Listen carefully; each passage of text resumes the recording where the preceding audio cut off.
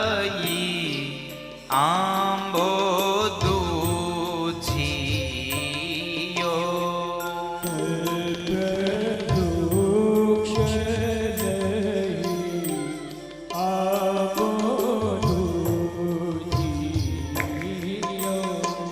એની 14 ભુવન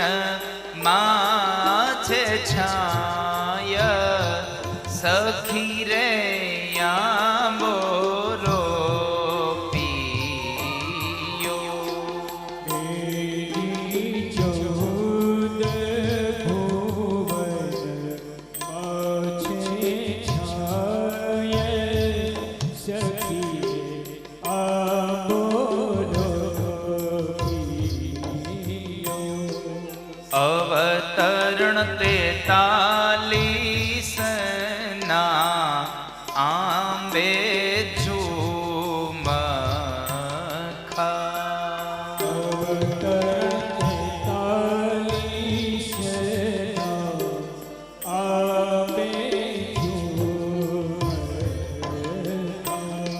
શ્રીમદ ભાગવત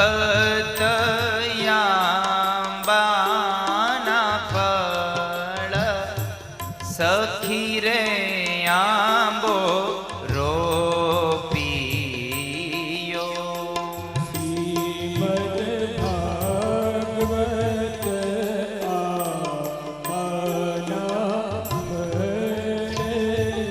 સખી આંબો રોપિયો તે ફળ શુકદેવજી વેડીને લઈ ગયા એ ફળ શુકદેવજી વેડીને લઈ ગયા પરીક્ષિત બેઠા છે ગંગાને તીર સખી રે આંબો રોપિયો પરીક્ષિત બેઠા છે ગંગાને તીરે સખી રે આંબો રોપિયો 13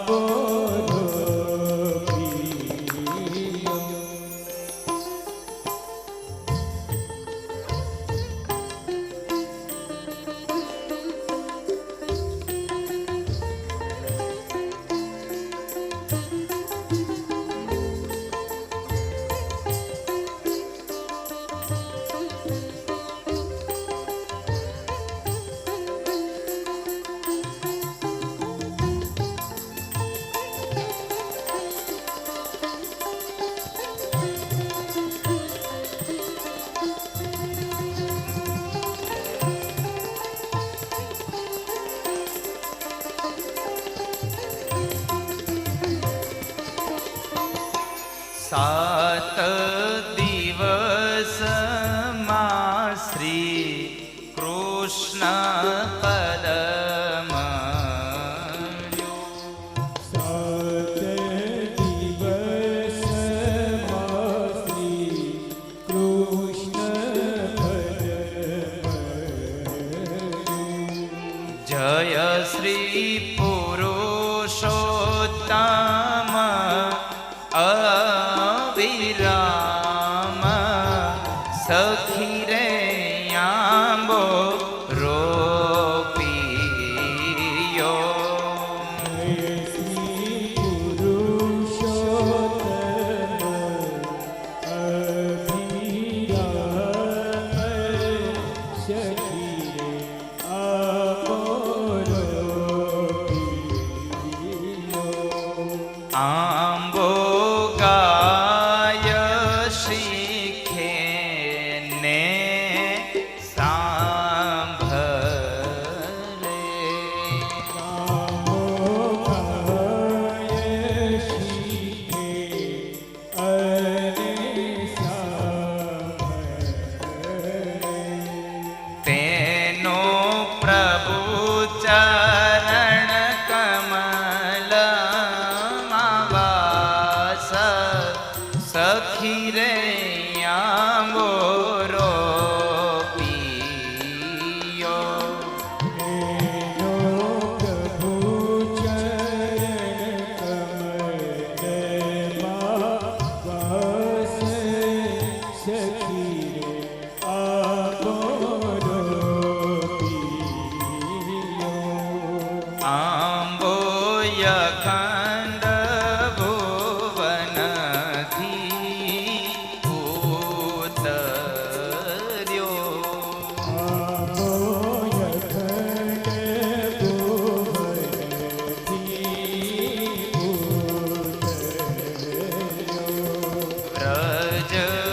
વ્રજભૂમિ માયા બાનો વાસ સખી રે આંબો રોપિયો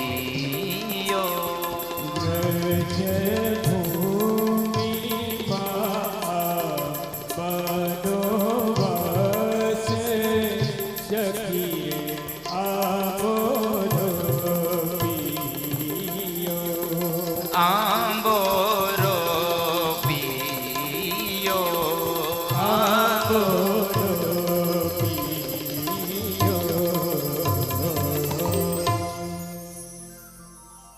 તેનો પ્રભુ ચરણ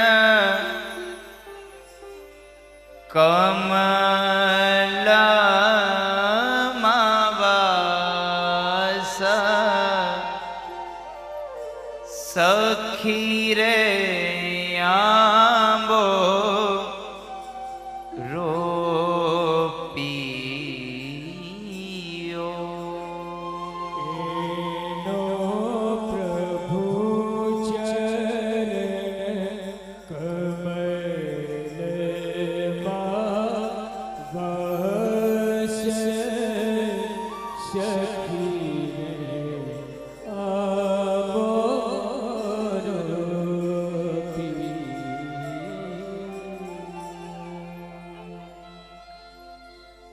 ભગવાન વેદવ્યાસે આંબાની રચના કરી છે.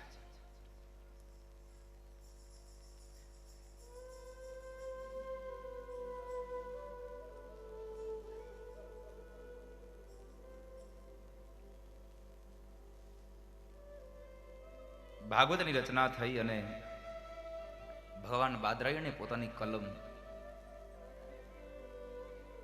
ભાગવતની ગોદમાં પધરાવી દીધી છે.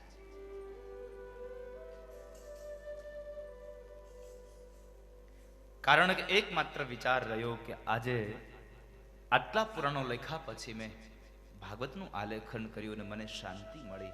હવે જો હું બીજો કોઈ ગ્રંથ લખીશ અને કદાચ અશાંતિ ઊભી થશે તો વળી પાછું મારે એવું શું લખવું કે જેને લઈને મને શાંતિ મળે.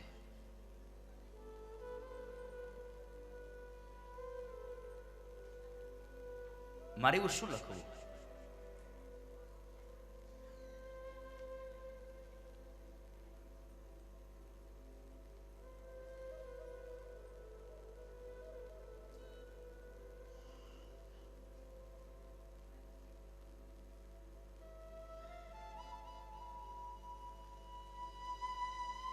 સ્વયંસેવકો હવે જે કોઈ મહેમાન આવે ને એને જ્યાં જગ્યાએ ત્યાં જ બેસાડજો ને, હવે આગળ ન મોકલતા કોઈને, કારણ કે ન કરી તો 5:30 જ આવશે ખાલી હાજરી પુરાવા.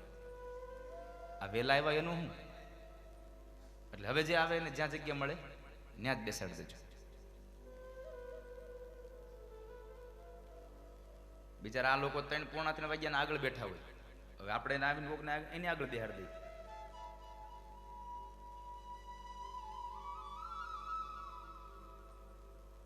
આગળ બેહવું હોય તો 2 વાગ્યા આવવું પડે.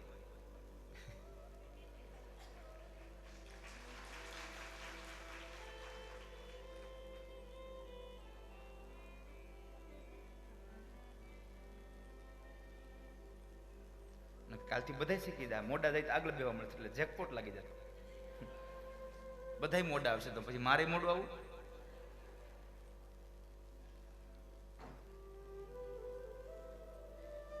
વેદવ્યાસ મહારાજે પોતાની કલમ ભાગવતની ગોદમાં પધરાવી દીધી, પણ એક માત્ર ચિંતા રહી કે મેં ભાગવત લખી તો નાખ્યું, પણ હવે શું કરું?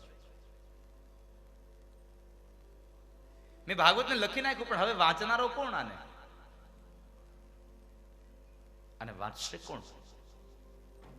અને જો ભાગવત જેવો ગ્રંથ વાંચવામાં નહીં આવે તો ભાગવતનો શું અર્થ? શું કરવાને? અને આમ પણ બહુ સીધી વાત છે કે આપણે બજારમાંથી સારા સારા પુસ્તકોની દુકાનોમાંથી સારા સારા પુસ્તકો લઈ આવીએ અને ઘરમાં મૂકી દઈએ, અને પછી આપણે એને વાંચીએ જ નહીં તો એ ગ્રંથ આપણા માટે શું કામનો? માળિયામાં મૂકેલું પુસ્તક કામ નહીં આપે, કબાટની અંદર પડી રહેલું પુસ્તક તમને કામ નહીં આવે, પણ જે માણસ પુસ્તકમાં પડ્યો રહે છે એ પુસ્તક માણસને કામ આવે છે. સાહેબ, તમે પુસ્તકમાં પડ્યા રહ્યો, એકવાર વાંચવાથી તમને બધું નહીં યાદ આવી જાય, એને વારંવાર એનું પુનરાવર્તન જોશે, વારંવાર એનું તમારે એને વાંચન કરવું પડશે તો થશે. પુસ્તક કબાટમાં પડ્યા રહેવાથી નહીં, તમે પુસ્તકમાં પડ્યા રહેવાથી એ પુસ્તકનું જ્ઞાન તમારામાં આવશે. માટે પુસ્તકોને વાંચતા રહેજો. અને આ દુનિયામાં માણસનો સૌથી કોઈ સારામાં સારો મિત્ર હોય તો એ પુસ્તક છે.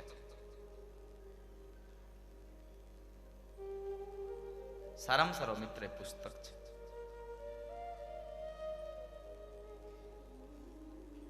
સુખદેવજી વેદવ્યાસ મહારાજ ચિંતા કરે છે, હું ભાગવત કોને આપું? કારણ જેવો તેવો ગ્રંથ નથી કે જેવા તેવાના હાથમાં આપી દઉં. સુખદેવજી મહારાજ જન્મતાની સાથે ચાલ્યા ગયા છે.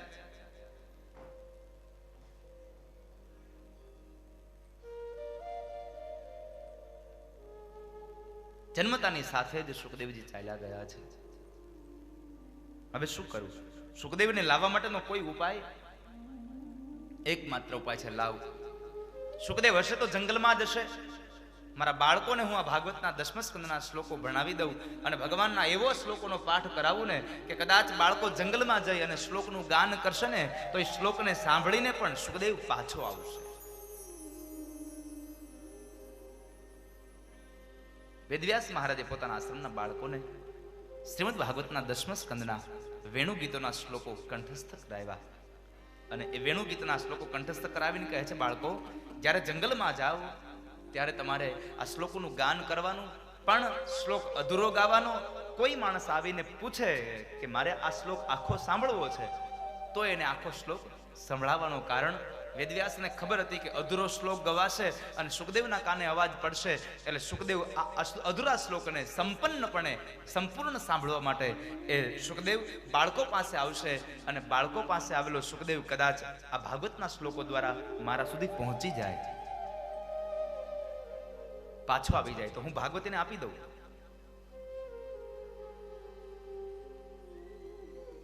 બાળકો બરાબર જંગલમાં ગયા અને જંગલમાં ગુરુદેવની આજ્ઞા પ્રમાણેનું એ શ્લોકોનું ગાન કરે અને શ્રીમદ ભાગવતનો 10મો સ્કંદ અને એનું વેણુગીત, અને એ વેણુગીતનું ગાન વેદવ્યાસ મહારાજના શિષ્યો કરે છે. બરહાપીડમ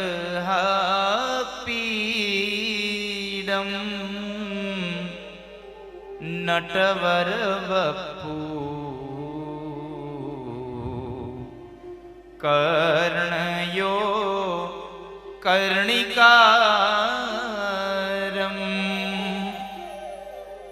બિબ્રદવાસ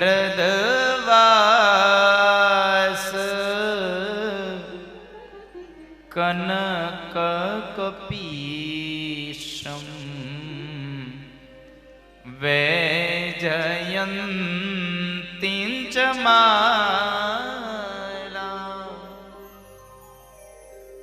અધૂરો શ્લોક ગાયો, વળી આગળ ગયા, વળી અધૂરો ગાયો, વળી આગળ ગયા. એમાં અધૂરો શ્લોક ગાતા ગાતા આગળ ગયા ને એમાં અધૂરા શ્લોકનો અવાજ એક ઝાડની નીચે પદ્માસન વાળી નિર્વસ્ત્ર બનેલા એ સુખદેવ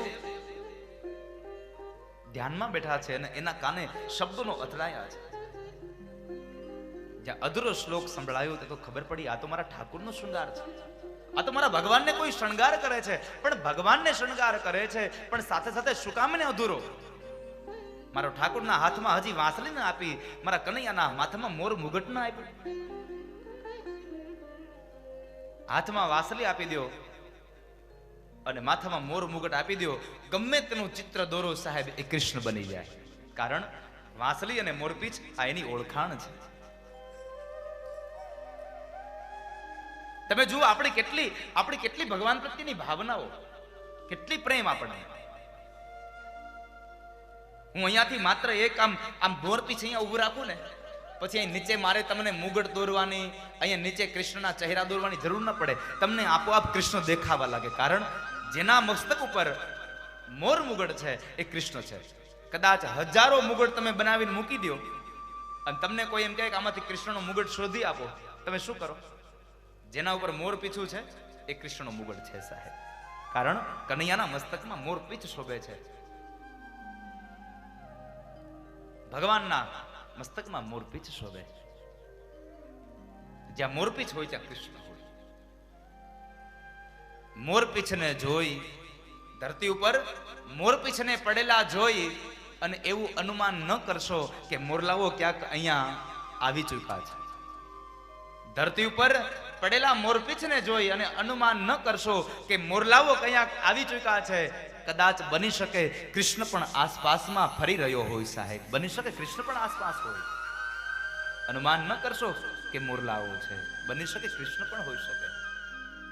કૃષ્ણના માથામાંથી મોરપીંછ પડ્યું હોય. મારા ઠાકોરને હજી મોર મુગટ ના આપ્યો, હાથમાં વાંસળી ના આપી. સુખદેવજી મહારાજ દોડ્યા છે. જે દિશામાંથી અવાજ આવે છે એ દિશામાં ચાલી નીકળ્યા. કારણ હીરાની કિંમત ઝવેરી જાણે, શાકભાજી વાળાને ખબર ન હોય. એટલે શબ્દોની કિંમત જ્ઞાની હોય એને ખબર હોય કે આ ભાગવતનો મર્મ શું છે. એટલે સુખદેવ દોડતા ગયા છે. જે જગ્યાએ બાળકો છે બાળકોને જઈને પ્રશ્ન કર્યો, બાળકો આ શ્લોક તમે ગાઓ છો? હા, આ શ્લોક અમે ગાઈએ છીએ. આ શ્લોક અમે ગાઈએ છીએ. તો અધૂરો શું કામ? ને તમને આ શ્લોક આખો નથી આવડતો? આવડે છે ને મહારાજ. તો મારે સાંભળવો છે, મને સંભળાવો ને. સાંભળવો છે? હા સાંભળો. અને સુખદેવજી મહારાજને વેદવ્યાસના શિષ્યો ભાગવતનો શ્લોક સંભળાવે છે. બરહાપીડમ નટવર વપુ કર્ણયો કર્ણિકારમ બિભ્રદવાસ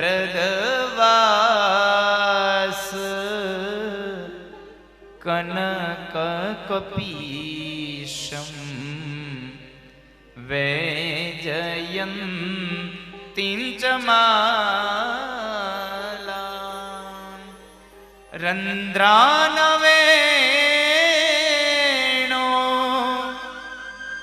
રધર સુધયા પૂરયન ગોપવૃંદે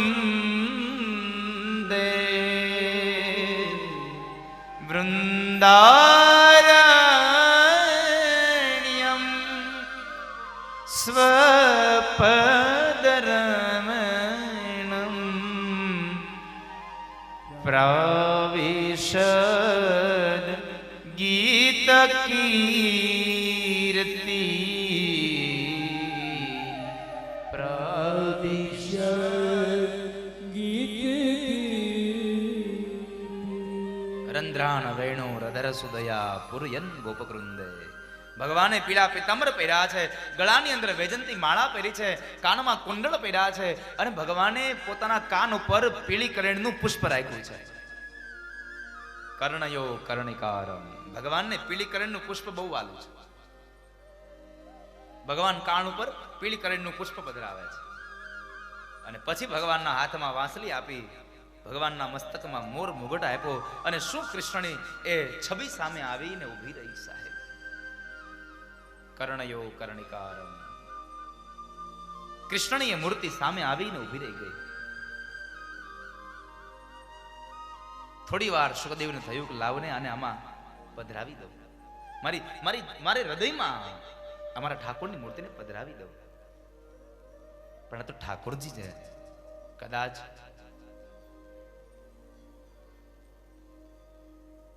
ઠાકોરજીની સેવામાં જરા ભૂલ થઈ જાય તો ઠાકોરજી નારાજ થઈ જાય, એટલે મૂર્તિ પધરાવી નહીં. બાળકોને કહે છે, બાળકો આ એક જ શ્લોક આવડે છે? ના મહારાજ, અમને બીજો શ્લોક આવડે છે, તમારે સાંભળવો છે?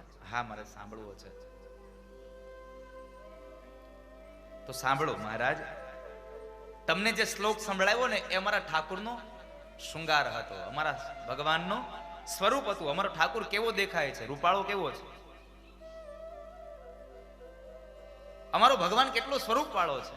અને એક વાત યાદ રાખજો, આ દુનિયામાં સ્વરૂપ કરતા સ્વભાવની કિંમત વધારે હોય છે. ભગવાને રૂપ આપ્યું હોય પણ સ્વભાવ સારો ન હોય તો એ રૂપની કોઈ દિવસ કિંમત નહીં થાય. રૂપની હારે તમારો સ્વભાવ પણ સારો હોવો જોઈએ. સ્વરૂપની સાથે સ્વભાવ પણ સારો રાખતા શીખો, નગર કાંઈ કિંમત નહીં થાય. ભગવાન તો કેટલો દયાળુ, કેટલો કૃપાળુ છે. ભલે રંગમાં કાળો પણ કામણગારો છે. 16,108 ગોપીઓની હારે લગ્ન કર્યા. અરે એકની હારે ક્યાં સાહેબ, આ દુનિયાનો તમામ જીવાત્મા કૃષ્ણનું નામ પડે અને એને વળગી પડે સાહેબ. કનૈયાના નામમાં એટલો પ્રેમ છે, કૃષ્ણના નામના એટલો પ્રેમ છે, આપણને એની સાથે પ્રેમ જોડાઈ જાય, આપણને આનંદ મળે. કનૈયાનું નામ સાંભળીએ અને આપણને આનંદ મળે.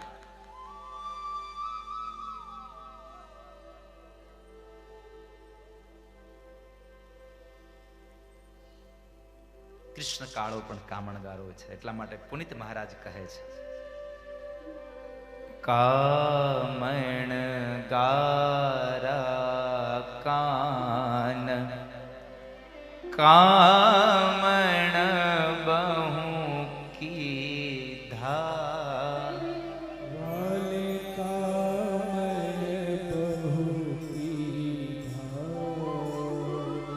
માખણ ચોરી મોહન. માખણ ચોરી મોહન. ચિત ચોરી લીધા. ઓમ જય કાનના કાના. કૃષ્ણ કાળો છે પણ કામણગારો છે સાહેબ. કેટલો કામણગારો, ગોપીઓના મનને હરી લીધા છે.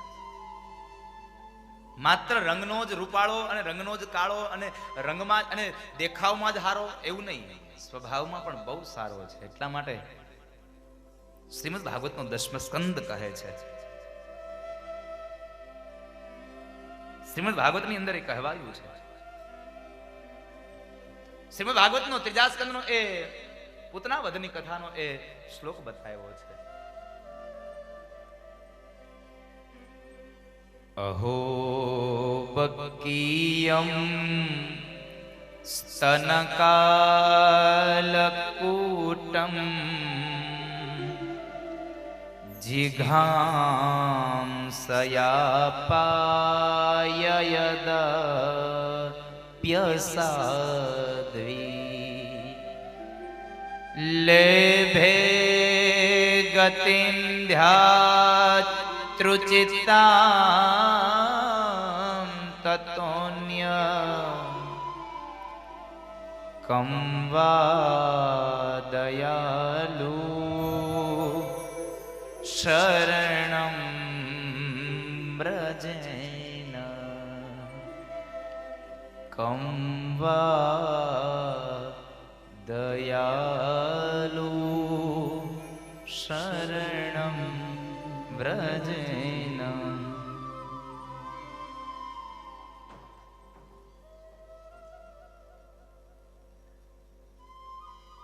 મહારાજ, અમારા ઠાકુર એટલા દયાળુ છે કે દૂધ પીવડાવી અને જે યશોદા કનૈયાને મોટો કરે, એ કનૈયાઓ યશોદાને જેવી મુક્તિ આપે ને એવી જ મુક્તિ ઝેર પાવા આવનારી જે પૂતના છે એ પૂતનાને પણ ભગવાને આવી જ મુક્તિ આપી. જે ઝેર પાવા આવે, ઝેર પીવડાવે એને પણ મોક્ષ આપે, અને દૂધ પીવડાવે એને પણ મોક્ષ આપે. આટલો દયાળુ કૃષ્ણ છે સાહેબ, આટલું દયાળુ છે.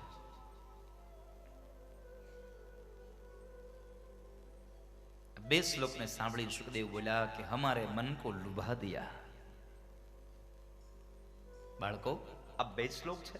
અરે મહારાજ, આ તો હજી અમારો શોરૂમ છે, ગોડાઉન તો આશ્રમમાં પડ્યું છે. કેમ આવા કેટલા શ્લોકો છે? અરે મહારાજ, આવા તો 18,000 શ્લોક છે. હે, તમે કોની પાસેથી શીખ્યા છો? અમે અમારા ગુરુદેવ પાસેથી શીખ્યા છીએ. કોણ તમારા ગુરુદેવ? અમારા ગુરુદેવ મહર્ષિ વેદવ્યાસ છે. વેદવ્યાસનું નામ પડ્યું અને સુખદેવ તન્મય બનીને નાચ્યા છે. આ તો મારા બાપની સંપદા છે. જો મારા બાપની સંપદા ભાગવત હોય, આ શ્લોકો હોય, તો મને મારા બાપની સંપદાનો અધિકારી છું, હું એનો ઉત્તરાધિકારી છું. મને ભાગવતની સંપદા મળવી જોઈએ. સુખદેવજી મહારાજ વેદવ્યાસ પાસે આવે છે. વેદવ્યાસ મહારાજ પાસે આવીને કહે છે, પિતાજી, તમારી સંપદાનો સાચો અધિકારી તો કહે છે તું. તો બાપજી, મારે બીજું કાંઈ નહીં પિતાશ્રી, મારે તમારું ભાગવત જોઈએ છે, મને ભાગવત ભણાવો. અને વેદવ્યાસ મહારાજે સુખદેવજી મહારાજને ભાગવત ભણાવ્યું. ભાગવતના 18,000 શ્લોકોનો મર્મ એના રૂવાટે રૂવાટે ભર્યો છે. લોહીના એક એક કણની અંદર ભાગવતનો મર્મ ભર્યો છે. અને ભાગવતને વાંચન કરી અને જીવાત્માનું કલ્યાણ કરવાનો ઉપદેશ સુખદેવજી મહારાજે રાજા પરીક્ષિત સુખદેવજી મહારાજને વેદવ્યાસ મહારાજે કર્યો. લખનારાએ લખ્યું, વાંચનારો વાંચવા વાળો તૈયાર થયો, પણ હવે સાંભળવા વાળો કોઈ ન હોય તો શું કરીએ? સાંભળનારો જ કોઈ ન હોય તો શું કરીએ? શ્રીમદ ભાગવતની કથાનો પરમ ભાગવતીય શ્રોતા કોઈ હોય તો એ માત્ર ને માત્ર રાજા પરીક્ષિત. અને પરીક્ષિત એટલે પાંડવોનો વંશજ.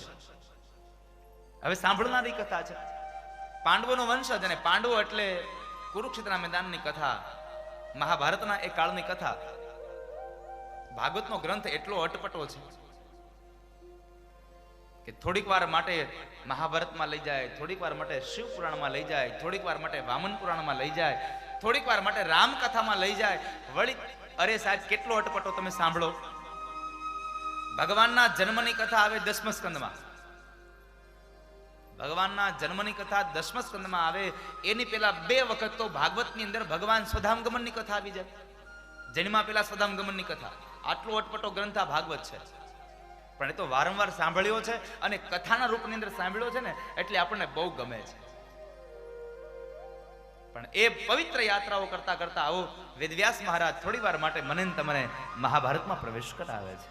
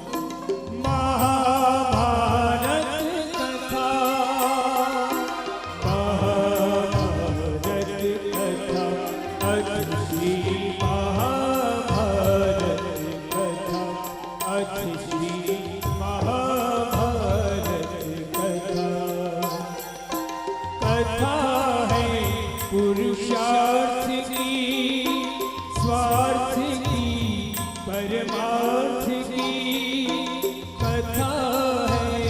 पुरुषार्थ की स्वार्थ की परमार्थ की सारथी जिसके बने श्री कृष्ण भर पार्थ की शक्ति घोषित हुआ जब सत्य सारथ सर्वदा।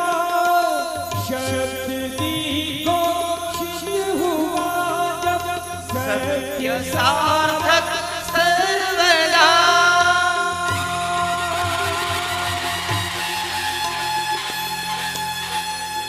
यदा यदा हि धर्मस्य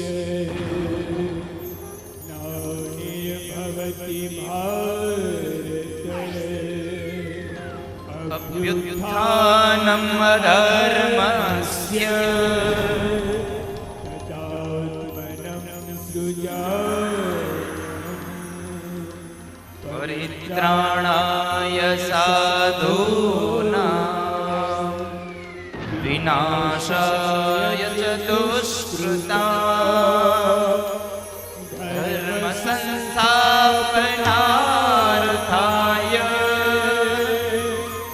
संभवामि युगे युगे। भारत की है कहानी सदियों से ही पुरानी। हे ज्ञान की ये गंगा ऋषियों की अमर बानी। ये विश्व भारती है वीरों की आरती है। ये नित नई पुरानी भारत की ये कहानी। ये नित नई पुरानी भारत की ये कहानी।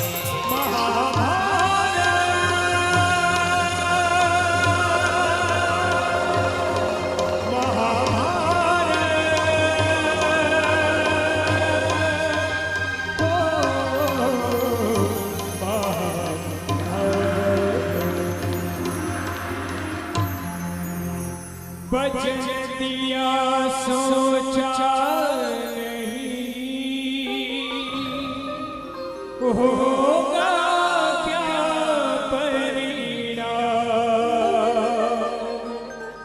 सोच समझ कर कीजिए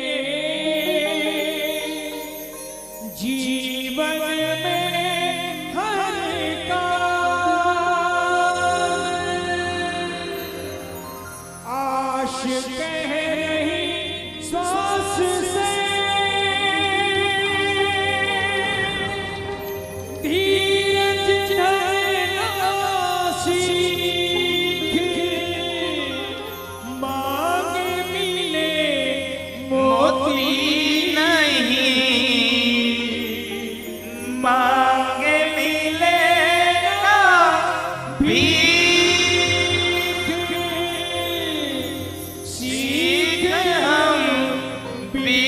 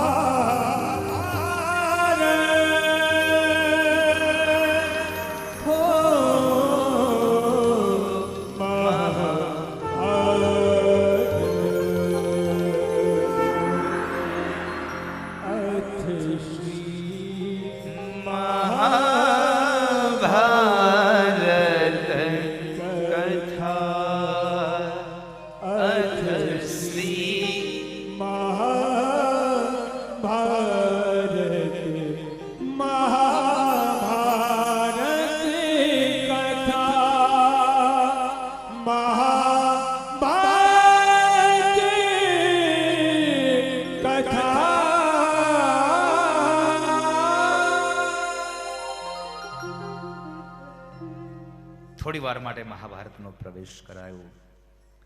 મહાભારતની અંદર પરીક્ષિત મહારાજના જન્મની પૂર્વની કથા છે.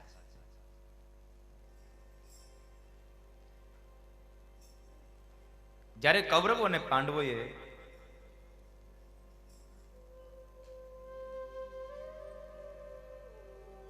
કુરુક્ષેત્રના મેદાનમાં યુદ્ધ થાય છે અને એ યુદ્ધની અંદર કૌરવ પક્ષની ખૂબ હાનિ થઈ. ભીમસેને દુર્યોધનના ઉરુ તોડ્યા અને એ સમયે ખૂબ યાતના ભોગવતો એ દુર્યોધન જ્યારે ધરતી પર પડ્યો છે, ગુરુપુત્ર અશ્વત્થામા આવ્યા છે અને કહે છે, મિત્ર દુર્યોધન, તારા પ્રાણને હવે તારા જીવને શાંતિ આપ. દુર્યોધન કહે છે કે અશ્વત્થામા, જ્યાં સુધી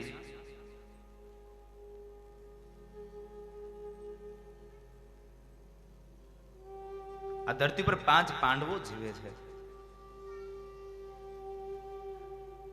ત્યાં સુધી મારા મનને શાંતિ ન મળે.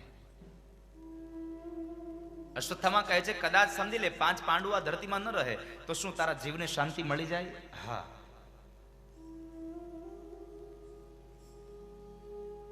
પણ અશ્વત્થામા, પાંડવોને કોણ હણે? એ પાંડવોને કોણ મારે? અશ્વત્થામા પ્રતિજ્ઞાબદ્ધ બન્યા છે. સાંભળી લે દુર્યોધન, આવતીકાલ સવારનો સૂર્ય ઉદય 5 પાંડવો નહીં જોઈ શકે. આટલું કહીને અશ્વત્થામા નીકળી ગયા. છાવણીમાં જે જગ્યાએ પાંડવો સૂવે છે એ જગ્યાએ મધ્યરાત્રિના સમયે ખડગ લઈ જવાનો નિર્ણય કરી લીધો. ભર નિંદ્રામાં પાંડવોને મારી નાખવા. પણ પાંડવોની સાથે ભગવાન કૃષ્ણ હતા અને જેની હારે ભગવાન હોય ને સાહેબ, એનો વાળ પણ આ દુનિયામાં કોઈ વાંકો ન કરી શકે જેની સાથે ભગવાન હોય.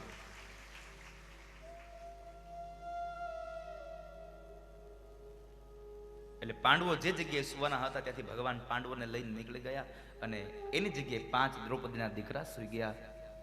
અશ્વત્થામાએ મધ્યરાત્રિએ આવી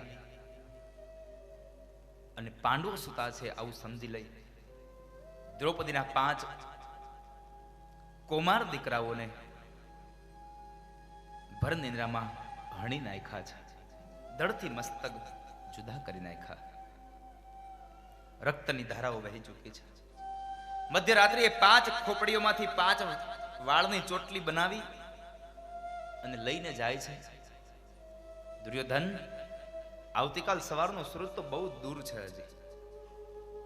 લે, 5 પાંડવોના સમાચાર સાંભળી લે. આ ધરતી પર 5 પાંડવો રહ્યા નથી, હવે તારા આત્માને શાંતિ આપ. અશ્વત્થામા, શું બોલો છો તમે? 5 પાંડવો આટલી જલ્દી આ ધરતી પર રહ્યા નથી? તમને કઈક ભૂલ થાય છે. અરે પણ લે, હું 5 પાંડવોની આ ખોપડીઓ સાથે લઈને આવ્યો છું. એક પાત્રમાં 5 ખોપડીઓ લાવી દુર્યોધનની નજીક લાવે છે. જે દુર્યોધનની નજીક લાવે એટલે દુર્યોધન ધરતી પર પડ્યો છે, ખૂબ યાતના ભોગવે છે. છતાં પણ એ સમયે દુર્યોધન પોતાના હાથથી એ ખોપડીઓને દબાવે છે. 5 ખોપડીઓને દબાવીને તો 5 ખોપડીઓમાં દુર્યોધનના આંગળાઓ ખૂંચી ગયા અને એ તરત જ દુર્યોધન ભરોસા સાથે બોલ્યો કે અશ્વત્થામા, તમારી કોઈ ભૂલ થઈ ગઈ છે. આ ખોપડીઓ પાંડવોની નથી, કારણ મારા આંગળા ખૂંચી જાય ને એટલી નરમ ખોપડી એ ભીમ અને અર્જુનની ન હોઈ શકે કે જેણે મને માર્યો છે. ન હોઈ શકે.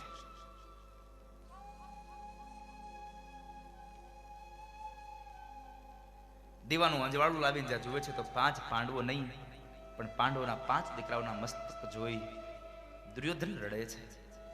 અશ્વત્થામા, શું કર્યું તમે આ? અશ્વત્થામાને પછતાવાનો કોઈ પાર ન રહ્યો. નીચે નજર કરીને ઊભા રહી ગયા. આ કથા એકમાત્ર સંદેશો આપે છે કે જિંદગીમાં કોઈ દિવસ કોઈ નિર્ણય ઉતાવળા ન કરવો સાહેબ. કોઈ કર્મ ક્યારેય ઉતાવળમાં ન કરી નાખવું, કારણ ઉતાવળમાં કરેલું કામ તમને જિંદગીભરનો પછતાવો આપે છે. ઝડપ રાખજો પણ ઉતાવળ કોઈ દી ન કરતા સાહેબ, હો ને? જિંદગીમાં ઝડપ રાખવી પણ ઉતાવળ ન કરવી કોઈ દિવસ, કારણ ઉતાવળમાં કરેલું કાર્ય અને ઉતાવળમાં લીધેલો નિર્ણય હંમેશા માટે દુઃખરૂપી હોય છે. માટે કોઈ દિવસ ઉતાવળ ન કરશો જિંદગીમાં.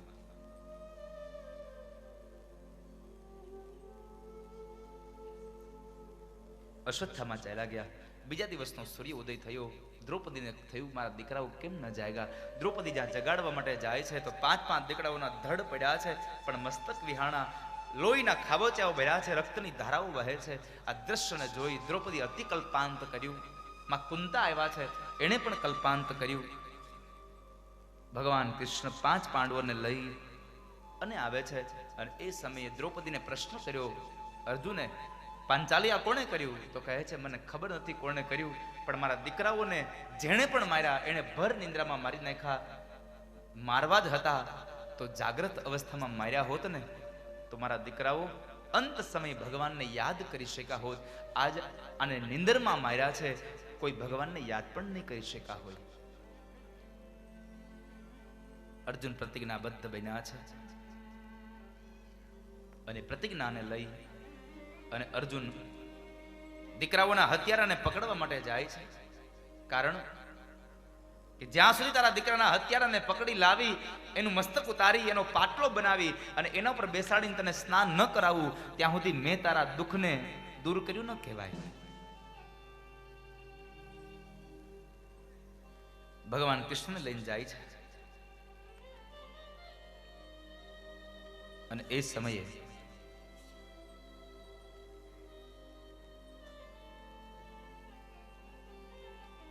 માર્ગની અંદર અશ્વત્થામાએ ભગવાન કૃષ્ણ પ્રશ્ન કર્યો, પ્રભુ આ કોણે કર્યું છે?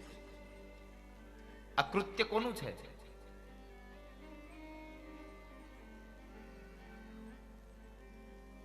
અર્જુન, આ કર્મ ગુરુપુત્ર અશ્વત્થામાનું. અશ્વત્થામાને પકડવા માટે જાય છે રથ. અશ્વત્થામાને ખબર પડી એટલે રથ લઈને જાય છે. આગળનો રથ અશ્વત્થામાનો, પાછળનો રથ અર્જુનનો છે. એક બાણ સરસંધાન કરીને જે મારે છે, અર્જુનના રથના એ પૈડાઓને તોડ્યા છે. અર્જુનનો રથ તૂટ્યો, અશ્વત્થામાનો રથ તૂટ્યો એટલે અશ્વત્થામા દોડતા જાય છે. પાછળ અર્જુન પણ રથમાંથી નીચે ઉતરી ગયા છે. કારણ ધર્મનો યુદ્ધનો એક નિયમ છે કે દુશ્મન પાસે જો રથ ન હોય તો રથમાં બેસીને યુદ્ધ ન કરાય. દુશ્મન પાસે જો શસ્ત્ર ન હોય તો શસ્ત્રથી સામેવાળી વ્યક્તિ યુદ્ધ ન કરાય.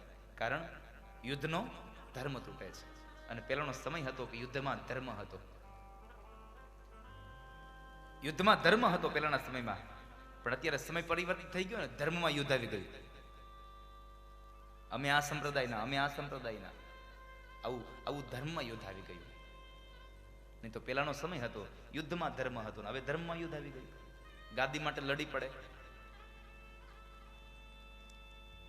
અશ્વત્થામાની પાછળ દોડતા અર્જુને જઈ અશ્વત્થામાને જ્યાં પકડવા જાય ત્યાં અશ્વત્થામાએ અર્જુન પર બ્રહ્માસ્ત્ર ચડાવ્યું.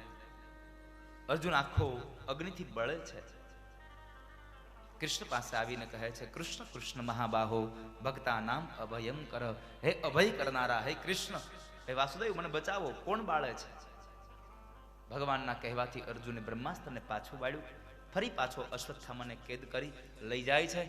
અને એ સમયે પાંચાલીને જઈને કહે છે, લે પાંચાલી, આ તારા 5 દીકરાઓના હત્યારને લઈને આવ્યો, હવે એને હમણાં મારી નાખું, એનું મસ્તક ઉતારી લઉં. અને એ સમયે પાંચાલી જ્યાં જુએ તો 2 હાથ જોડીને કહે છે, મુશ્ચતામ મુશ્ચતામેશ બ્રાહ્મણો નિતરામ ગુરુ. અને છોડી દો. આ કોને પકડી આવ્યા છો? અરે તારા દીકરાનો હત્યારો છે, ભલે રહ્યો, છોડી દો. મુચ્ચતામ મેષ બ્રાહ્મણો નિતરામ ગુરુ. આ બ્રાહ્મણ પુત્ર છે, ગુરુ પુત્ર છે, આને છોડી દો, આને ન મરાય. વિચાર કરો, આ પાંચાલી કેટલી વિરાંગના હશે. દુર્યોધને માત્ર એટલું કહ્યું કે એને મારા જાંઘ ઉપર બેસાડો. એ દુર્યોધનને માફ નથી કરી શકતી એ પાંચાલી. પણ જેણે પોતાના દીકરાઓને મારી નાખ્યા છે એ બ્રાહ્મણ પુત્રને માફ કરવા માટે તૈયાર થઈ ગઈ પાંચાલી સાહેબ. કારણ બ્રાહ્મણોનું અસ્તિત્વ છે એટલા માટે. બ્રાહ્મણો નિતરામ ગુરુ. બ્રાહ્મણ સદૈવ માટે વંદનીય છે. ગમે તેવી જગ્યાએ હોય, ગમે તે હોય, પણ ત્યાં બ્રાહ્મણ વંદનીય છે, બ્રાહ્મણ પૂજનીય છે. મારી દરેક કથાઓમાં કહેતો રહું છું કે તમે દુનિયામાં ગમે તે કર્મ કરજો, પણ કોઈ દિવસ બ્રાહ્મણનું ક્યાંય અપમાન ન કરતા. કારણ બ્રાહ્મણનું અપમાન કરે, ભગવાનનું અપમાન કર્યા બરાબરનો પાપી બને છે અને ક્યારેય નહીં છૂટે. માટે બ્રાહ્મણનું અપમાન ન કરશો કોઈ દિવસ. ભગવાનને પણ બ્રાહ્મણો પ્રિય છે, માટે બ્રાહ્મણનું અપમાન ન કરશો કોઈ દિવસ. અને આપને સૌને મારી પ્રાર્થના છે, મારી વ્યાસપીઠ આપને પ્રાર્થના કરે છે, બ્રાહ્મણને બ્રાહ્મણ કહીને બોલાવજો, કોઈ દિવસ બ્રાહ્મણ કહીને બોલાવતા. જાત છોકરા હજી બ્રાહ્મણ આવ્યા નથી. શું શું આનો અર્થ સાહેબ? પાપના પોટલા ન બાંધતા કારણ બોલવાથી પણ ક્યારેક સમાજમાં દુનિયામાં પાપ થતું હોય છે, માટે બોલીને પણ પાપના પોટલા ન બાંધવા. એટલા માટે જો બોલતા ન આવડે તો દાદા બોલવું, અને કાંઈ ન આવડે તો મૂંગા રહેવું, પણ કોઈ દિવસ બ્રાહ્મણનું અપમાન થાય એવા શબ્દો બોલી અને પાપના પોટલા ન બાંધવા, જેથી કરીને ઉપર જઈને પણ આપણે ભોગવવું પડે. એના કરતા બ્રાહ્મણની પૂજા કરવી, બ્રાહ્મણની વંદના કરવી. બ્રાહ્મણ સદૈવને માટે પૂજનીય છે. અહીંયા પાંચાલી કહે છે, મુચ્ચતામ મેષ બ્રાહ્મણો નિતરામ ગુરુ. મુચ્ચતામ મેષ બ્રાહ્મણો નિતરામ ગુરુ. બ્રાહ્મણ સદૈવને માટે વંદનીય છે. બ્રાહ્મણને છોડવાની વાત કરી, પણ એ સમયે ભગવાનને પ્રશ્ન કર્યો, પ્રભુ શું કરું? હવે આને મારું તો બ્રહ્મ હત્યાનો અધિકારી બનું, અને ન મારું તો મારી પ્રતિજ્ઞા તૂટે. ભગવાન કહે છે અપમાન કરીને છોડી મૂક, એટલે અપમાન કરીશ ને એટલે બ્રાહ્મણ મર્યા સમાન જીવન જીવશે. બ્રાહ્મણ નહીં, આ દુનિયાનો કોઈ પણ વ્યક્તિ હોય એનું અપમાન થાય ને એટલે એ અપમાન એને મર્યા સમાન જીવન જીવવા આડે. કારણ યાદ રહ્યા કરે, મારું અપમાન થયું, મારું અપમાન થયું. આ દુનિયામાં કોઈ દિવસ કોઈને માન ન આપી શકો ને તો કોઈ વાંધો નહીં, પણ જિંદગીમાં કોઈ દિવસ કોઈને અપમાન ન આપશો. કારણ શસ્ત્રના ઘા રૂજાઈ જાય છે, પણ શબ્દના ઘા નથી રૂજાતા. જીભમાં વાગે ને એ મટી જાય છે, પણ જીભથી વાગે એ કોઈ દી નથી મટતું.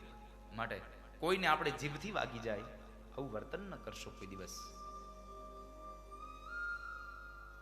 આ 32 દાંતની વચ્ચે જીભ રહે છે.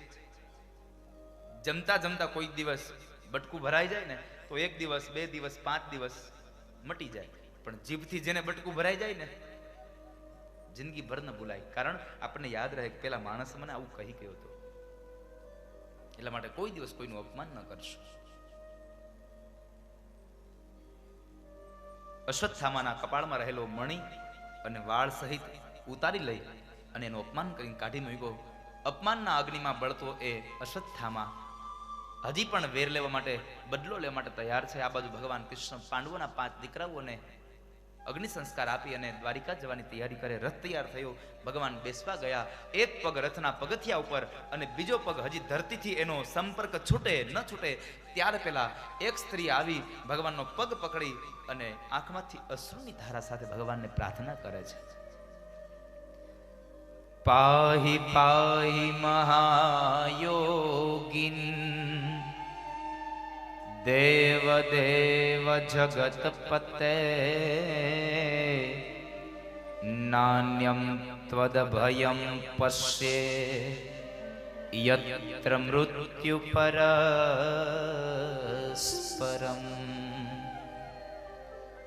પ્રભુ મારું મૃત્યુ થાય તો ભલે થાય, પણ મારા બાળકનું મૃત્યુ ન થાય, મારા ગર્ભની અંદર રહેલા જીવનું મૃત્યુ ન થાય, એને બચાવી લ્યો.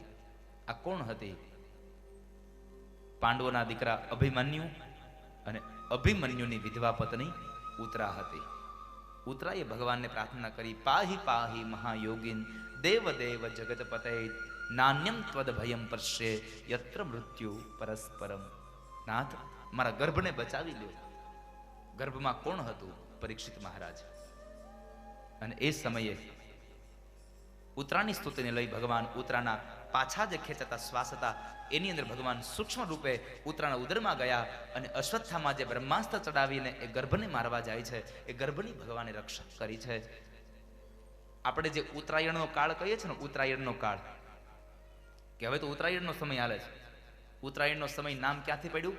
ભગવાને ઉત્તરાના ઉદરની અંદર અયન, અયન એટલે વાસ, ભગવાને ઉત્તરાના ઉદરની અંદર જઈ અને વાસ કર્યો અને એ સમયે પરીક્ષિત મહારાજની જે રક્ષા કરી એ સમયનું નામ પડી ગયું ઉત્તરાયણ, ઉત્તરાયણ. ઉત્તરાના ઉદરમાં ભગવાને વાસ કર્યો. માં કુંતા પણ ભગવાનને પ્રાર્થના કરે, પ્રભુ રોકાઈ જાઓ, દુઃખ હતું ત્યારે સાથે રહ્યા અને સુખ આવ્યું તો જતા રહેશો. તમે જતા હોય અને જો સુખ આવતું હોય, એવા સુખની અમારે જરૂર નથી. માટે આપણે પ્રાર્થના કરીએ છીએ કે આપ રોકાઈ જાઓ. ભગવાનનું નામ ભૂલાઈ જાય ને એ આપણા માટે દુઃખ છે, ભગવાનનું નામ યાદ આવે એ આપણા માટે સુખ છે. પણ આપણા માટે તો આ કળિયુગમાં સુખ અને દુઃખ શું? તો કહે છે વિપદો નેવ વિપદઃ સંપદો નેવ સંપદઃ.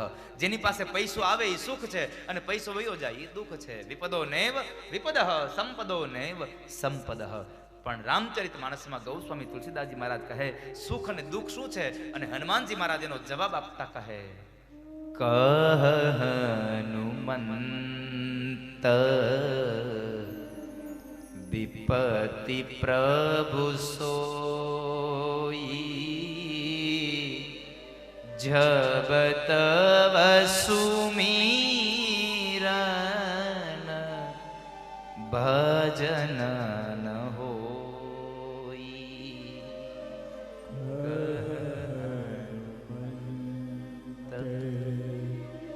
વિપતિ પ્રભુ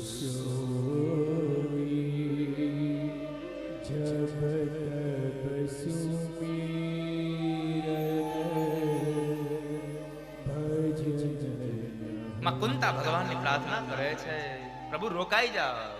કૃષ્ણાય વાસુદેવાય દેવકી નંદનાય ચ નંદ ગોપ કુમારાય ગોવિંદાય નમો નમઃ. પ્રભુ રોકાઈ જાઓ. અને જો તમે જવું જ હોય તો મારી એક આપને પ્રાર્થના છે, અને કુંતાએ જે પ્રાર્થના કરીને માગ્યું ને એવું આપણે કોઈ દિવસ ન માગી શકીએ. આપણે ભગવાનને કહી ભગવાન સુખ દેજો, શાંતિ દેજો, પણ માં કુંતા કહે છે પ્રભુ તમારે જાવું હોય તો ભલે જાઓ, જેટલા સુખ આપ્યા ને એ બધાય સુખની હારે એક એક દુઃખ અવશ્ય આપજો, જેથી કરી અને કૃષ્ણ તમે અમને ભૂલાઈ ન જાઓ. કારણ દુઃખ હોય તો આ દુનિયામાં જીવાત્મા યાદ કરે, સુખમાં કોઈ યાદ ન કરે. કારણ સુખ હોય તો ભૂલી જાય અને દુઃખ હોય તો માણસ યાદ કરે. સુખમાં હું વિસરું તને, દુઃખોમાં હું યાદ કરું. સુખમાં હું વિસરું તને,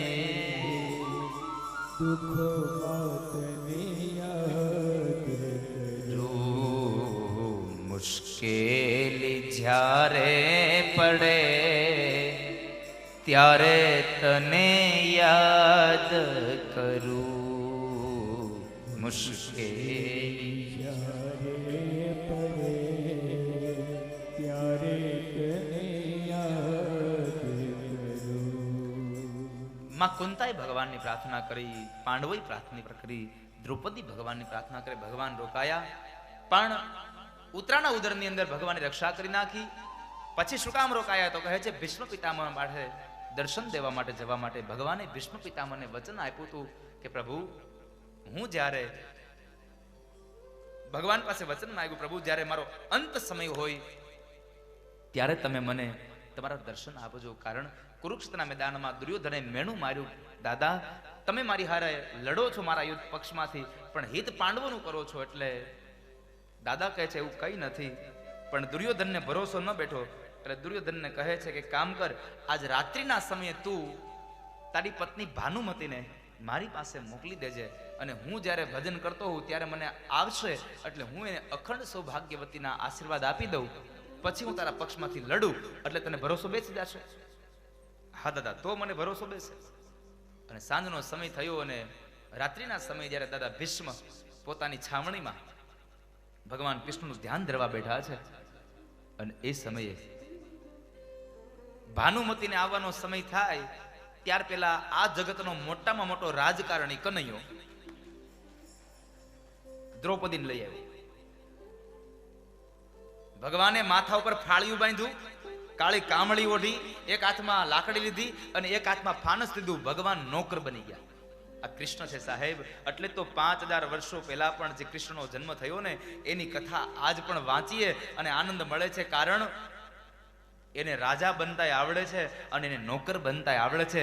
જેને બે પાત્રો ભજવતા આવડે ને સાહેબ, એને દુનિયા યાદ કરે આ જગતમાં, એને દુનિયા પૂજી શકે. પણ આપણે તો રાજા બન્યા પછી કોઈ દી એને નોકર બની જ ન ગઈ, આચાર્ય બન્યા પછી કોઈ દી વરુણિયા નો થઈ ગઈ. બરાબર છે ને ભૂદેવો? આજે અહીંયા ભૂદેવો આવ્યા છે એટલે ભૂદેવો જ્યારે અહીંયા આ જોબનપુત્રા પરિવાર એને ઓળખતા પણ નથી અને છતાં પણ ભૂદેવો આવ્યા છે એટલે જોબનપુત્રા પરિવારને એક વાતનો ફાયદો કહી દઉં કે જ્યારે તમારા ઘરે કોઈ યજ્ઞ ચાલતો હોય અને એ યજ્ઞમાં કોઈ મહાપુરુષ, કોઈ સંતો અને કોઈ બ્રાહ્મણો જ્યારે આમંત્રણ વગરના આવે ને ત્યારે 3 વસ્તુ બને. પહેલી વાત, આ તમારો યજ્ઞ સંપન્ન થયો છે એનું પ્રમાણ છે બ્રાહ્મણોના ચરણારવિંદ. બીજી વાત, જે પરિવારની અંદર આ યજ્ઞ ચાલે છે એના પિતૃઓને ભગવાનનું ધામ મળી ગયું એનું પ્રમાણપત્ર છે આ બ્રાહ્મણો. અને ત્રીજી વાત, જે કુળની અંદર આ યજ્ઞ ચાલે છે એ કુળની હંમેશના માટે ઉન્નતિ અને હંમેશના માટે પ્રગતિ થવાના એંધાણ પણ છે આ બ્રાહ્મણોના ચરણારવિંદ માટે. આ બ્રાહ્મણોને પણ મારી વ્યાસપીઠ આવકારે છે, એને પણ વંદન કરે છે સાહેબ કે તમે આજ આ બ્રાહ્મણોને, આ પરિવારને પાવન બનાવ્યો. કારણ કે એક વખત આમ સ્ટેજ મળ્યા પછી નીચે જવું ને બહુ અઘરું છે. આ વાંસળી વગાડ્યા પછી મંજીરા વગાડવા બહુ અઘરા છે. મારે અમારામાં જ કહેવાય ને, તમને થોડું કોઈ કહેવાય કે સોફે બેઠા પછી હેઠું બેહવું અઘરું છે.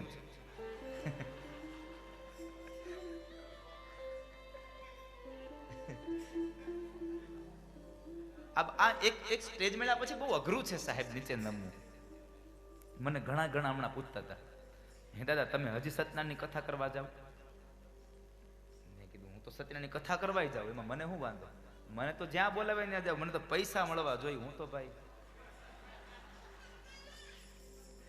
ખાલી માત્ર હાસ્ય માટેની વાત છે. પણ હું સત્યનારાયણની કથા કરવા જાઉં તો હું મારા ઢંગથી કથા કરું, એવું જરૂરી થોડું છે કે મારા સત્યનારાયણની ઓલા કઠિયારાની અજામિલની જ કથા કરવી.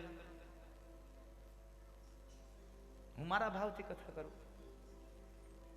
5 અધ્યાયની કથા તો મારો રાજન વાંચી નાખે, પછી હું મારી કથા કરું. એવું જરૂર નથી કે ન જાવ. હા, પણ હું આમ થોડોક અલગ મિજાજનો માણસ અને અલગ પ્રકારનો માણસ, એટલે મને બોલાવો હોય ને તો થોડોક ઓલા જેવું થાય કે આ હું, કારણ કે ઓછા લાકડે બળું એવો બ્રાહ્મણ નહીં. હા, અને હું તો બ્રાહ્મણોને ચોખ્ખું કહું છું, જીતુભાઈ તમે આમ ઉપાધિ ન કરતા. મેં તમને નથી કીધું એટલે હું મારા બ્રાહ્મણોને પ્રેમથી કહું છું, આમ વટથી કહું છું કે તમે જ્યાં પણ કથા કરવા જાઓ, ગમે કામ કરવા જાઓ ને, વટથી પૈસા કહીને આવજો. કારણ કે તમે કહો નહીં તો તમને કોઈ દી આપણા આપશે નહીં તમને. હા, કારણ કે તમને દેવાનો વારો આવે તઈ જ એના ખીચામાં સાપ બેસી જાય છે. હા, લગ્ન કરીને આવે ને દીકરાના અને જાન લઈને પછી ગોર બાપા એને બિચારા પોખાવી દે, છેડા છોડી દે અને દીકરોને બધા ફોટોગ્રાફી કરી લે, ત્યાં સુધી બિચારાને દેહવાનું ઓસરીને કોરે. આની ફોટોગ્રાફી પતે પછી મને હું વારો આવે. આ મારો અનુભવ તમને કહું છું. અને પછી ગોર બાપા દેખાય, કારણ કે બધા વૈયા જાય. પછી લે દાદા તમે હજી બેઠા તો બેહે જ ને, તે ક્યાં આપ્યું હજી કાંઈ? તું આજ તો જાવ ને જોશીભાઈ, તું આજ તો જાવ ને. હું દાદા હું આપવાનું? એટલે મારી જેવો બ્રાહ્મણ હોય તો વળી પાછો એમ કે તમારે જે આપવું આપી દો, તમારી મોજ. એટલે હું કે ખબર છે, લગ્ન ન કરાયો, હાવ ખાલી કરી નાખ્યા. માપ રાખ્યું હોત તો તે બતાવવામાં તો તને આમ તઈ તો આમ ગામમાં આમ પકડવો પડતો હતો, એલા બંધ કર્યા થઈ રહે હાવ.